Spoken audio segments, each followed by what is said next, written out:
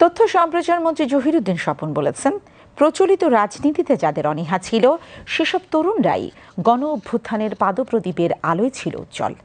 তিনি যুব সমাজকে রাজনীতি সচেতন থাকার আহ্বান জানান। সকালে ঢাকা বিশ্ববিদ্যালয়ের গণযোগাযোগ ও সাংবাদিকতা বিভাগের সেমিনারে তিনি আহ্বান জানান। বিভাগ দিবস উপলক্ষে অধ্যাপক মোজাফফর আহমেদ চৌধুরী মিলনায়তনে রাজনৈতিক ক্ষমতা ও সাংবাদিকতার আন্তঃসংশ্লেষণ, তথ্য বাস্তবতা ও ভবিষ্যৎ শিরোনামে এ সেমিনারে মুখ্য আলোচক ছিলেন নিউজ এজ পত্রিকার সম্পাদক নুরুল কবির। বিভাগের ভারপ্রাপ্ত চেয়ারম্যান অধ্যাপক কাজী মোহাম্মদ মাহবুবুর রহমানের সভাপতিত্বে আরও উপস্থিত ছিলেন বিশ্ববিদ্যালয়ের ভিসি ডক্টর এবিএম ওবায়দুল ইসলাম।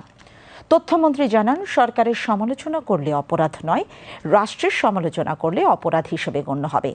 তাই সাংবাদিকদের জন্য করা ৭৩ সালের আইনটি সংশোধন করার সিদ্ধান্ত নিয়েছে সরকার।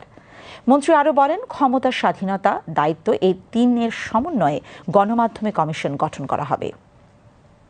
জুলাই অভ্যুত্থানের সময় যারা নেতৃত্বে আসছেন তারা বেশিরভাগই কিন্তু সবসময় বলতেন যে রাজনীতিকে আমরা ঘৃণা করি, এবং প্রচলিত রাজনৈতিক দল কিন্তু আসলেও ক্লান্ত হয়ে গিয়েছিল ১৭-১৮ বছরের রক্ত ঘাম ইত্যাদি মিলিয়ে।